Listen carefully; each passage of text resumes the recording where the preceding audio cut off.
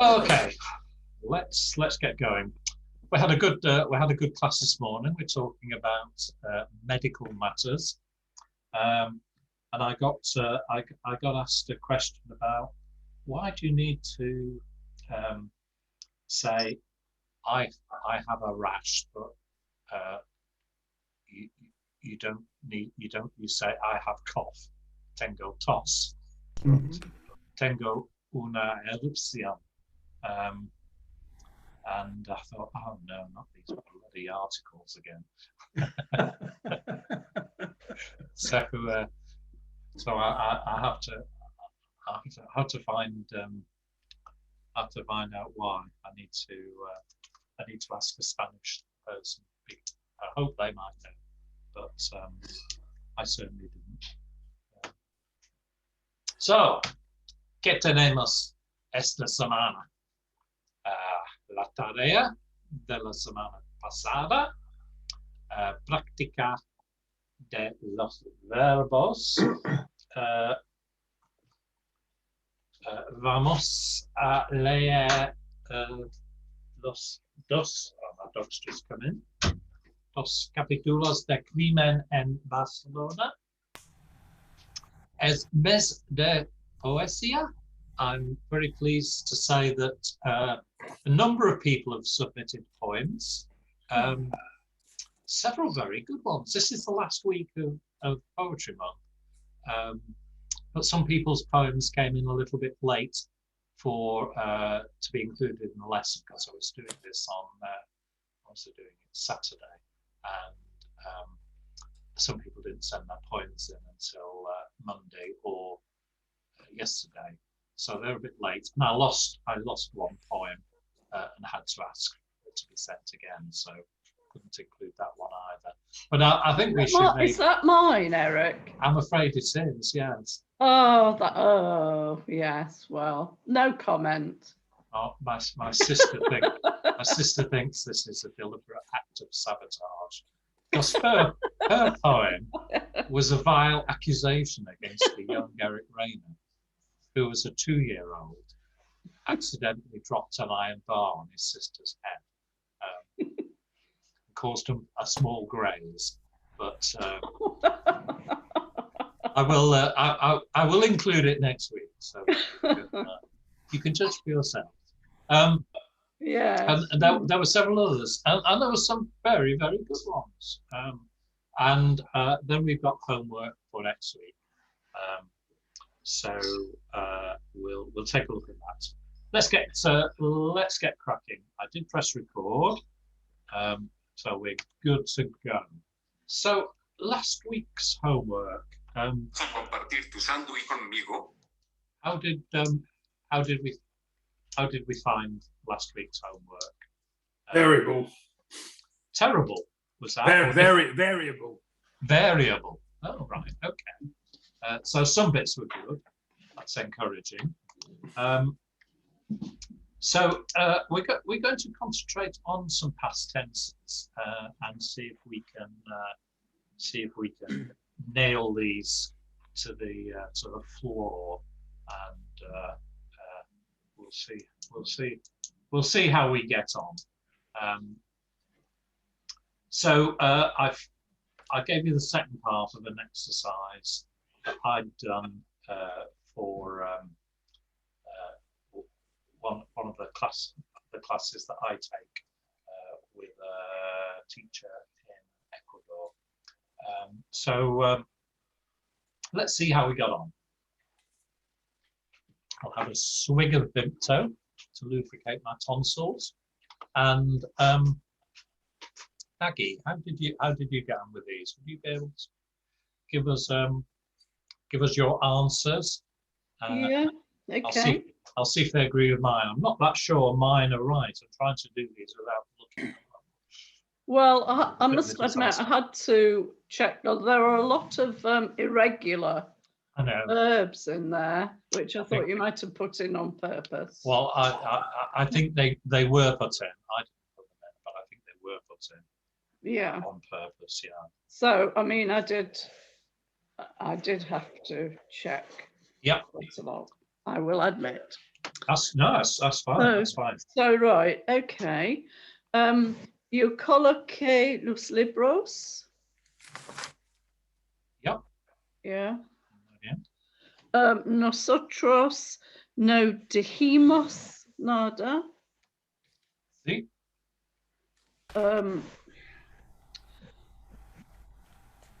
Well, mintió. Oh, sorry. Ella mintió a los guardias. Guardias, sí. Guardias.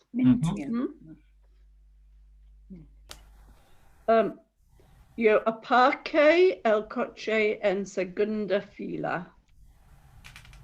Muy bien. It's going quite well, isn't it?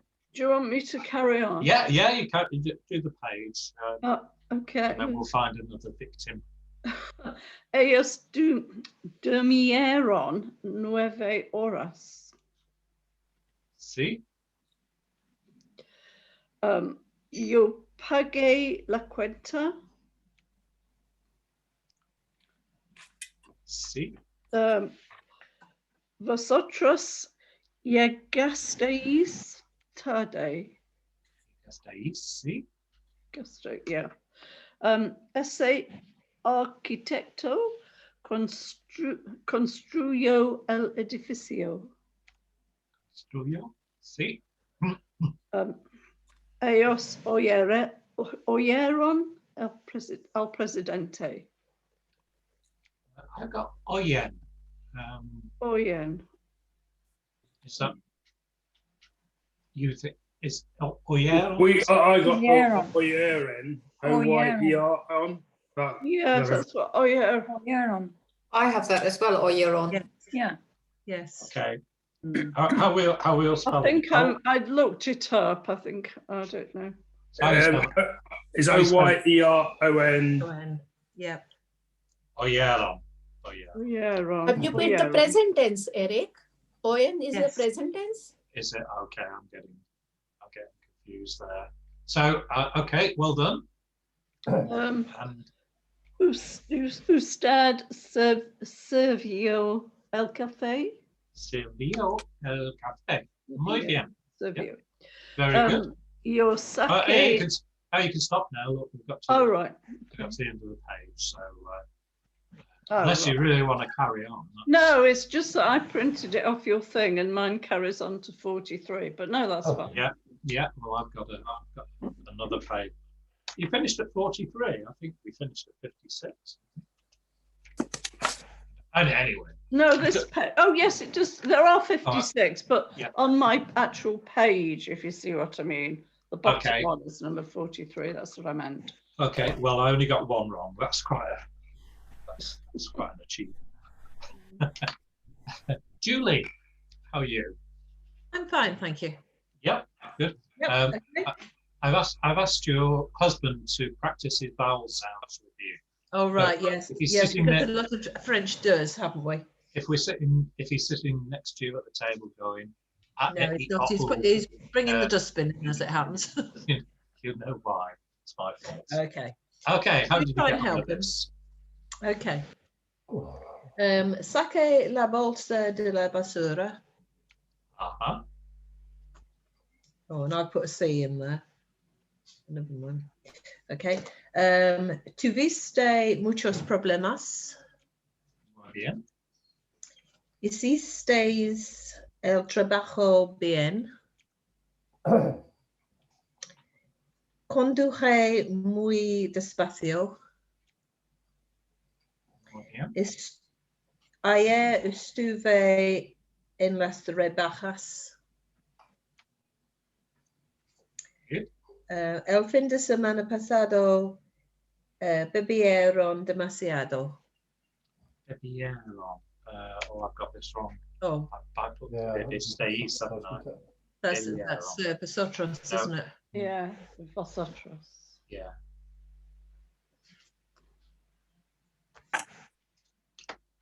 Right, okay. Good. Want 40. to carry on? Yeah. To Yep. the end of the at the end of the Okay. page. Hace 5 días fui mi cumpleaños. I've got that one wrong as well, haven't I? It's fui, not fue. Yeah. So It's my birthday, not yours. oh, I'm doing terribly here, aren't I? El año pasado tuvieron un accidente. Muy bien. Salió con esa chica la semana pasada. Correcto. Construyeron el barco hace mucho tiempo. Construyeron. Sí. That's it. Horrible word. It is. It's a nasty one, isn't it?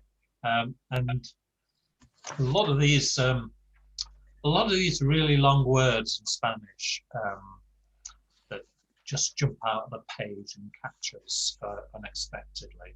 Eric, can I ask a question, please? Yeah. Can I go back to 44? Yeah. Because I was pondering over that one, and because we're talking about a birthday, I agree with you. Yeah. Well, I had that 5 years ago. I agree with me. 5 days ago, the thing, was right. Yeah. Well, I've got fluid. Okay. Would it be like a passive? Yeah. Rather Just information. Yeah. Yeah, it was. I was puzzling over that too. 5 days. I just saw me, and then 5 days ago, it was my birthday. Yeah, I was right. Hey, you were right. All right. Okay. Just I'll to cheer you up. So it's cheered up. No, it means I've already got 2 wrong so far. So, not too bad. Okay. Yeah, long words. When you come to them, long word, or the other one that throws me quite often is you get lots of vowels together, particularly in verb conjugations. I think the thing to do, if you can, is to pause and deconstruct them and put them back together again and practice them a couple of times. And once you've done that, next time you come up against it, you fare much better. We had a couple in this morning's class which were real monsters, and we might have a couple of tricky ones in the Crimen in Barcelona later on. Who knows? Right. Okay. So who've we got next? Gillian, welcome back, Gillian. You've popped to the top of the thing. Did you get a chance to do this? I know you've been working hard on different things. I got ready for all the other weeks. I just forgot at the time. No, I probably not. Off you go. Tu volviste muy tarde el viernes pasado. Muy bien. Yo vi la película el verano pasado. Y sí. Ayer usted se levantó muy temprano. Se levanta. So that's a reflexive verb. So we do need that pronoun in there as well as the conjugation. So good. Ellos no durmieron nada anoche.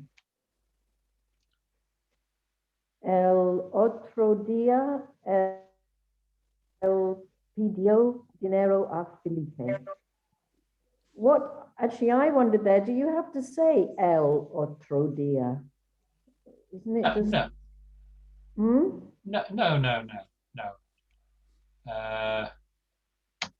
Oh, sorry, el otro día, the other day. I wondered whether it was just otro día. Yeah, I've got that one wrong, haven't I? That's another one. Could cross my mind. Yeah, well done, Jill. Encuentrites. You want me to carry on? Yes, please. Yeah. Tu viste la película anoche? Yeah. Cuando fue tu cumpleaños? Yo leí I've got fuiste then. But Again, why not? yeah. I got Way that I saw it. Yeah. I've fallen into the The trap. the trap, haven't I? Yeah. So you're right, Jill. Yeah. Yo leí un libro muy interesante Hey, see. and el camare God, camarea. Oh no, I think I've got this. Is it Silvio? Silvio, sì. Silvio. Camarero. El camarero Silvio. Camarero. Silvio rápidamente a los clientes. So what's the word for a waitress? Camarera. Camarera, see. Yes. See? Good. Eric, Yes, Mangala. I didn't understand that 52 number, El Otra Dia. What was it? That Well, I didn't understand. What is it that sentence mean? That he asked money from Felipe. Is that what it said? Yeah. Yes, fill it for money, yeah. So why it is pedi? Well, it's wrong. It should be pedio. Pedio? Okay. Yeah, But I got that one wrong. I'll, No, okay. Pedio. What she was saying about El Otra Dia.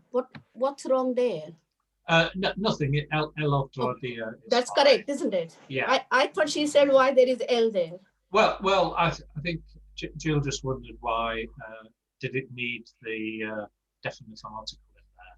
Well, because it's a Could you subject just of the sentence. could you just say otro dia? But if it is a subject of the sentence, it always has to have an article, isn't it? I don't know. I don't think you have to say the other in Spanish. But anyway. No. You don't if it's in the middle of a sentence. No. Well, no, it's beginning. You El don't. Otro Dia is the Beginning, it beginning. might. I don't know. If you want another, you can just say otro por favor, or if you want more, you can say otro. That's what I'm thinking. But if we're talking the other day, specifying a particular day, probably. And this hasn't come from me. It's come from a proper Spanish class. So, not that ours isn't a proper Spanish class, but that's so I think that's okay. And obviously there are a lot of personal pronouns in here that aren't necessary when you're in conversation. They've just been put in there to make it clear which conjugation the tester wants you to say. So it's not necessary to say "Tu volviste muy tarde el viernes pasado." You could just say "volviste." It can't be anything else, can it? Or "leí un libro muy interesante." You don't need to say "yo leí," unless you want to emphasize it. So that they're in there for that reason only. Nothing more. Okay, well done. Was everybody happy with that? It was a bit of a slog, but well done, everybody. And I sort of had two goes at it. I had one go where I just did it when I just assumed they were all regular, and then Jill and I worked through and worked out which ones all the irregular ones, and then corrected them. A lot of irregular ones. Yeah. In there, Carl. Yeah. And it is a bit of a challenge. The preterit. There are so many irregular verbs. In the imperfect, there's only 3, isn't there? Which is much easier. However, we'll be coming on to the imperfect fairly soon. So we're going back into the present tense now, present indicative, and we've got a couple of verbs in our series. We didn't do this last week because we we were still deconstructing the previous week's homework, so we were a little bit pressed for time. But these are verbs. We've done all those in green. We've got a couple more to do this week, so I thought we'd have a go at venir. So let me look down my list. Who have we got? Maybe I'll go down to the bottom of the list and choose a victim down there. Beryl, how are you at conjugating venir? Hopeless. Yo vengo, tú vienes, él viene, nosotros venimos, vosotros venís, vienen, ellos vienen. Vienen. Oh, you're pretty good actually, aren't you? You've got those bang on. So that's perfect. Couple of sentences to translate. Do that. Using venir. The train comes from Andalusia. El tren viene de Andalucía. Muy bien.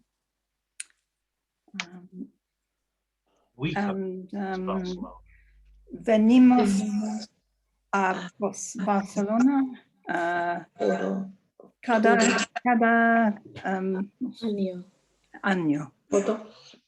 Cada año. Yeah, bang on. Nosotros venimos, simply venimos a Barcelona cada año. Perfect.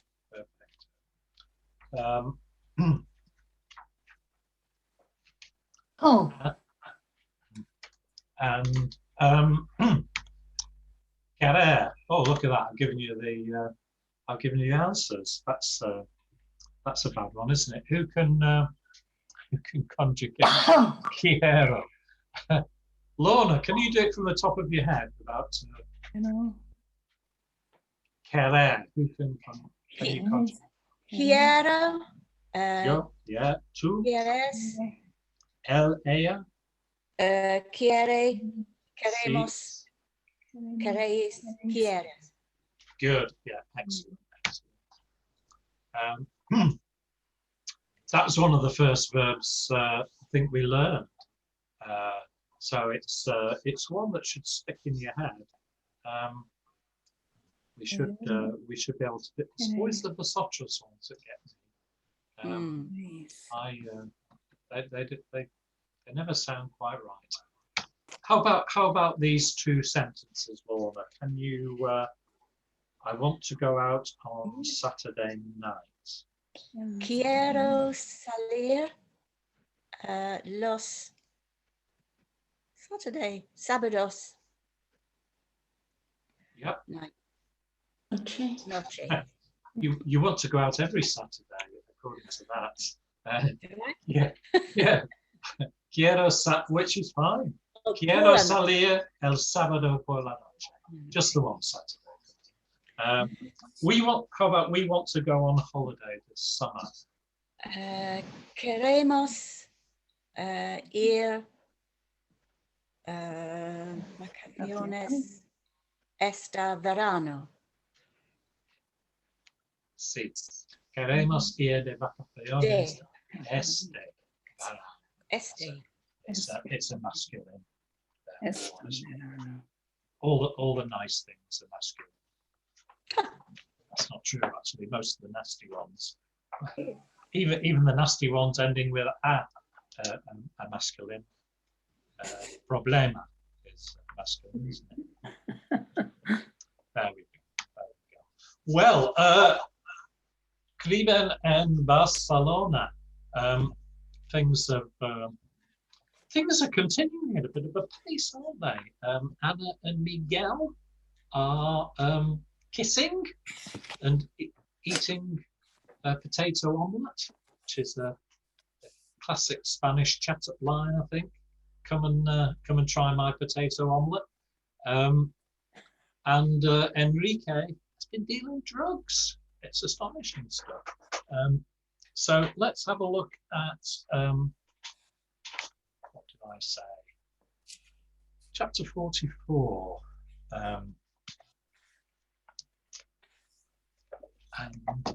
We'll crack on with those. We'll go up to Apple. Are you able to do us a reading, Apple? Yep. And who's above Apple? I can see Suzanne Sealing above Apple. Would Suzanne Sealing be able to do the translation? Is that okay? We'll try. Oh, a bit of Suzanne popped up there for a minute. Okay, excellent. Would you go down to halfway down the page, Apple, and then we'll get somebody else to do the second half. Okay. En aires airlines, todos conocen la historia de Enrique. Saben que empezó a trabajar en la compañía como empleado de limpieza y que a partir de ahí fue escalando hasta llegar a su posición actual. También saben que hace 2 años Enrique fue procesado por venta ilegal de medicamentos. Yep. Vendía medicamentos oncológicos y psiquiátricos, drogas muy costosas que no se conseguían fácilmente en el país. Para él era un gran negocio, ganaba miles de euros por semana, pero eso no duró mucho. Thanks, well done, gracias. And you got some of the, you got a couple of the tongue twisters in there, so well negotiated. What's all that about, Suzanne? Airlines, everybody knows Enrique's past or history. Mm-hmm. They know that he started to work in the company as a cleaner. From there, he worked his way up to what's his position that he's in now. Also, they know that 2 years ago, he was prosecuted for the sale of illegal medication. Mm-hmm. He sold cancer and psychiatric medication. Yeah. Drugs, very expensive, that it's not easy to get in this country. For him, it was good business, earning millions of euros per week, but that did not last long. Yeah. So miles de euros is thousands of euros, not millions. Miles is thousands. Un mille is 1,000. Thousands, yeah. And million is million. So thank you. That's that. So the end of the story. Let's ask Giselle. Would you mind reading the rest of the page, Giselle? And who can we get to translate? John, are you okay for translating? Nice to see you again. Okay. En menos de una semana, 2 clientes lo denunciaron por venta ilegal de medicamentos. La policía fue a su departamento y encontró decenas de cajas de medicamentos. Todas las pruebas estaban en su contra. Lo llevaron detenido a una prisión en Barcelona. Su futuro parecía estar entre rejas, en una cárcel. Estuvo detenido casi 48 horas, pero tuvo mucha suerte. Gracias a la ayuda de Felipe, a sus contactos logró salir en poco tiempo. Unos meses más tarde hubo un juicio, pero Felipe nuevamente usó todos sus contactos. Enrique fue declarado inocente y todo quedó en el olvido. Good. Yeah. Cado, not Quedo. Cado. Cado. Q-U-K, always K. Just pull you up with, I think you said policia. So we've got an accent on that final I. Policia. Yeah, policia. It's always one that gets me, actually. That's why I noticed it. I had to practice that one, and I still sometimes say policia. Policia. It seems a small thing. We don't worry too much about the stress on words in English. It makes sense most of the time, wherever we put the stress, even if it sounds like he's talking a bit funny. But in Spanish, it is much more important. So yeah, good, well done. Over to John. You're on mute at the moment, John, so bring yourself off mute. Great. In less than a week, 2 clients denounced him for selling illegal drugs. The police went to his apartment and found dozens of boxes of drugs. Excuse me. All the evidence was against him. They took him into custody to a prison in Barcelona. His future seemed to be behind bars in a jail. He was detained for 48 hours, but he had a lot of luck. Thanks to Felipe's help and his contacts, he got out in no time. Some months later, there was a trial, but Felipe again used his contacts. Enrique was found innocent and all was forgotten. Yeah, excellent. Enrique, I don't know. He's a bit of a case, isn't he? So, yes. So there were. I just picked out a few phrases that I thought were interesting and were new to me, and a lot of these, aren't they? That if you've not seen them before, or if you don't have a dictionary or Google Translate to hand, then it can be quite tricky. So there, a partir de ahí, from then on.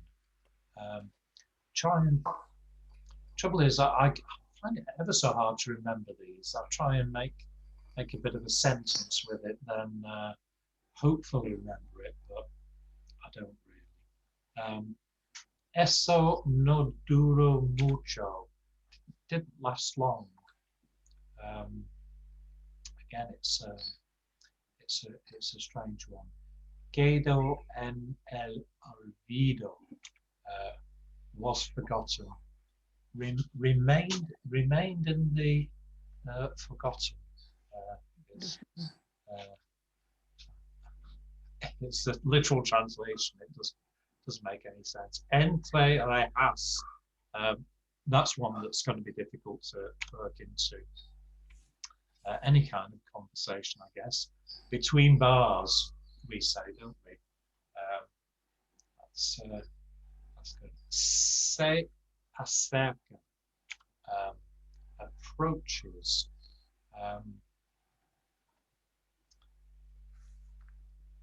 En lo. It's another one. About. En lo. which I suppose translates to in it. Anyway, en lo, about. And then we have this anda dime,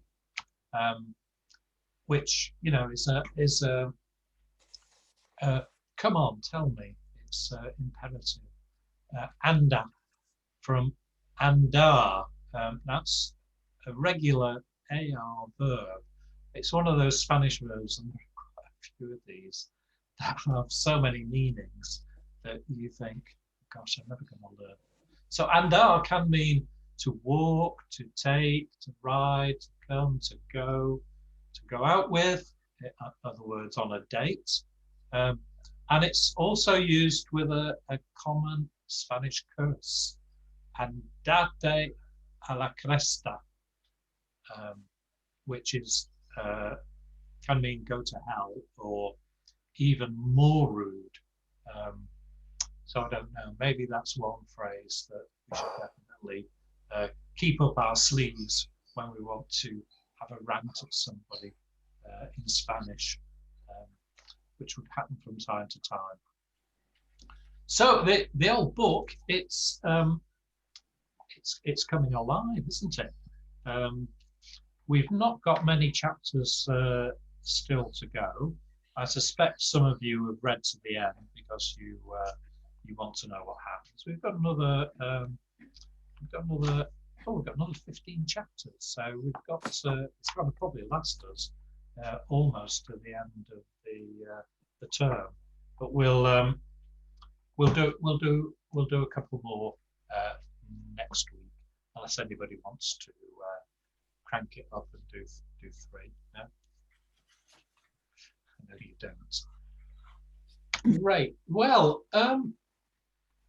it's still National Poetry Month, and we had a couple of poems. I put these in the wrong order, so I'll do it in the same order that we've got on our lesson notes.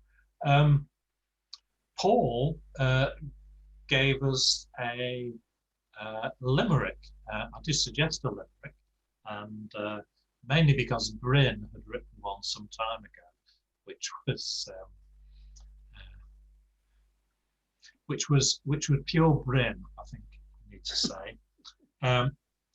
He's threatened that he's written another one, but he's not able to be here this week.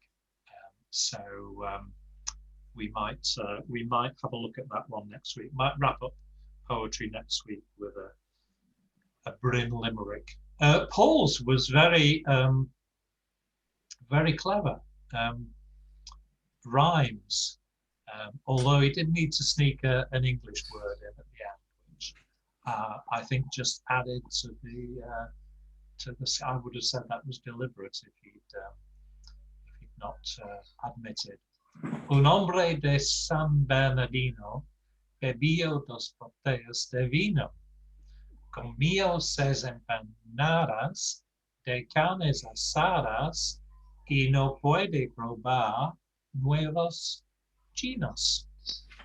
Chinos, I should say, not chinos, that's Chinese. Chinos. I'm reading it because Paul is having troubles with his microphone, and it's just on our Zoom call that he has problems with his microphone. So otherwise he would have read it to himself. So well done, Paul. That's excellent. I really wasn't expecting rhymes, and we had another one from Susan Little. Where's Susan? There you are. Well done with this, Susan. It was really poetic, I thought, and a little bit sad as well. It made me stop and think, which I think is the purpose of poetry, isn't it? So well done. Would you like to read your poem out? I'll try. Yeah. Años han ido, la memoria se queda. Yo tengo emociones de los sueños y en primavera de las creativas. Por la ventana he visto mariposa amarillo, pero el día de muerte, ¿quién puede decirte? That's, yeah. it makes you stop and think. Well, you said we could do nonsense. Well, I don't know. That was nonsense or a stroke of genius. Of course, a mariposa is feminine, so we should have had una mariposa amarilla. I thought with esposo and esposar, I could get away with it. You could. Well, yeah. Good. That was first rate. So I looked at my list of Spanish poets, and the one that was on all of the books that we should study was Federico Garcia Lorca, who is, by common consent, the most important Spanish poet of the 20th century. And because this is the last week of National Poetry, not National, World Poetry Month, we should have something from him. He was born just into the 19th century in a small town in Andalusia near Granada, and his father was a landowner and his mother a teacher. So they were upper middle class, I'd have said, maybe, or even higher. Lorca started poetry pretty much straight away, and he published his first book in 1919, just after the First World War, when he would have been just 21. And that year he travelled to Madrid, where he remained for the next 10 years. He wrote full-length plays. He collaborated with composers, and he published volumes of poetry, which really made his name. He was very fond of gypsies and the rural Spanish life. So there's a lot of whole book of gypsy poems or poems about gypsies. In the 20s, he became part of a group of artists known as the Generation of 27, which included Salvador Dali and his best-known collection, Romancero Gitano, was published in 1928. He went to Cuba and the States and the US in 1929, but came back to Spain in 1930, and he was a pretty active socialist, touring the country with theatre groups. And of course, when the Spanish Civil War broke out, as I know Ken's a student of the Spanish Civil War. He was one of thousands, probably hundreds of thousands of people who were summarily executed by fascist forces and Republican forces. Lots of atrocities on both sides. He had no known grave, although a few years ago there was an attempt by people in Spain to out those who collaborated with Franco, who were involved in torture, who were involved in murder, and the the settlement that the Spanish government made with the Franco regime after Franco's death meant that none of these people were liable for prosecution. I guess it's a little bit like the Good Friday Agreement in Northern Ireland, which settled things by declaring a truce and an amnesty for anybody who was involved in the Troubles. The same thing happened in Spain, and like Spain, and like Ireland, I should say, a lot of Spanish people have found this unacceptable and have sought other ways to prosecute wrongdoers. And they did this by invoking international human rights legislation and asking judges in foreign countries to investigate. And they had an Argentinian judge who did a lot of investigative work, and I think she managed to establish that he had been shot by a firing squad, but there's no known grave. His grave's completely unknown, and as I say, that's the same for many hundreds of thousands of Spaniards who were executed and just tipped into mass graves. Awful. I mean, all civil wars are pretty dreadful, but the Spanish Civil War, I guess because we know so much about it being fairly recent, was particularly bloody. Did people read La Casada Infiel?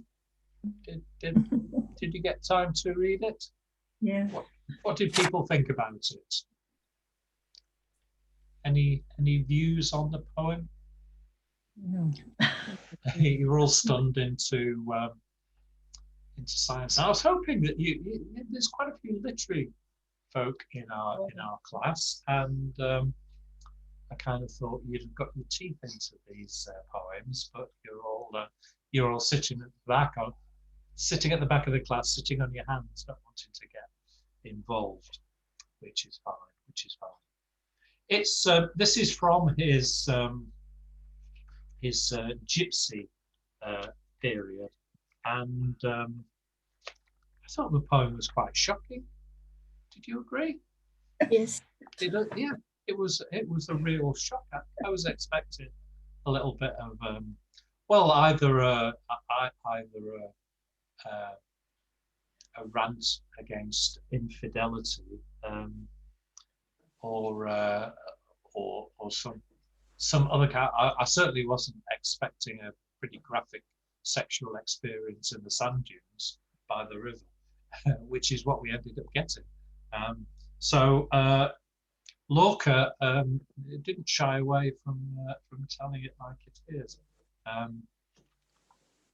So I don't know. I found several translations. I mean, it's always difficult to translate a poem into another language and retain its full meaning and keep the beauty of the language, translating it into another language. I know it's obviously a really difficult thing to do. But I looked at 3 different translations, and all of them had things in that didn't sound quite right. The one I've chosen was the best compromise I could for a translation. This one, I mean, the use of the word virgin there was a bit odd. Mozuela is the Spanish word, and I think it really means a maiden, or an unmarried girl. So saying that she was a virgin just seems a little. It's taken some of the nuance away from it, and I couldn't get my head around the final lines in the poem. Le regale un costurero grande de raso pajizo, which they've translated as I gave her a sewing basket, big, with straw-coloured satin. And I'm sure that's an awful translation. It's not. It's much better than Google Translate, I'm sure. But I'm sure that's not quite right.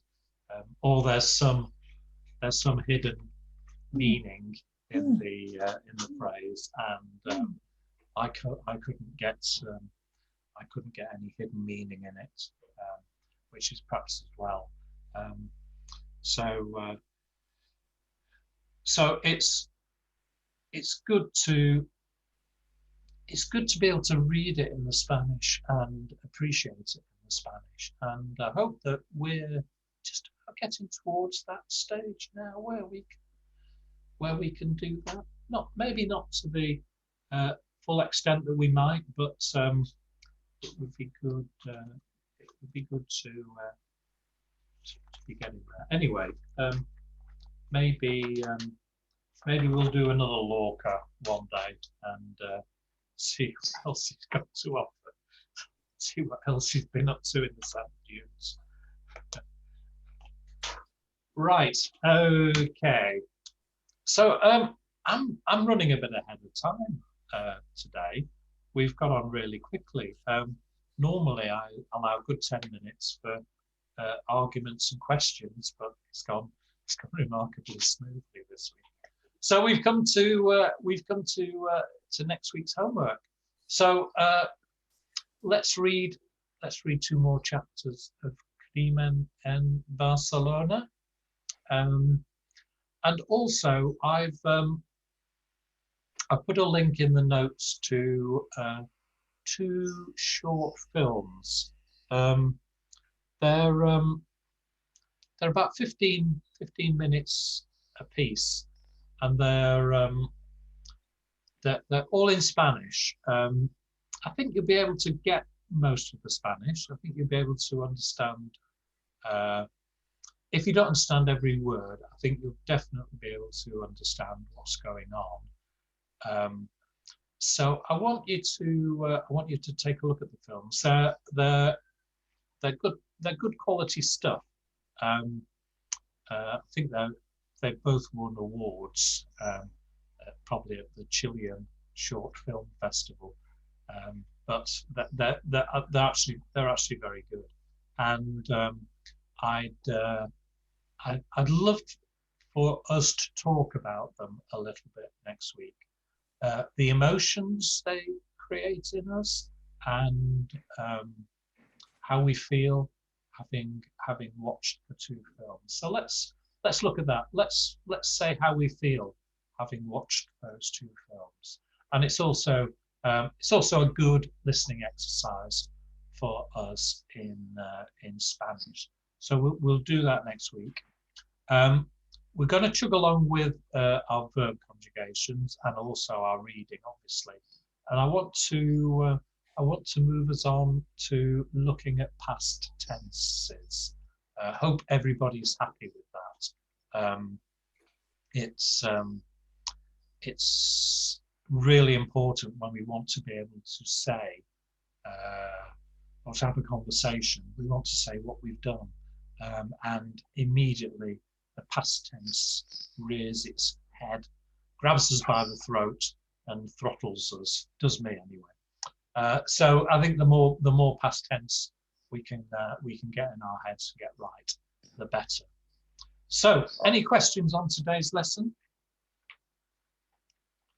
Not about the lesson, Eric, but are you planning to work straight through until the end of term, whenever that is, or are you going to, have a break? I was going to, let me pause the share.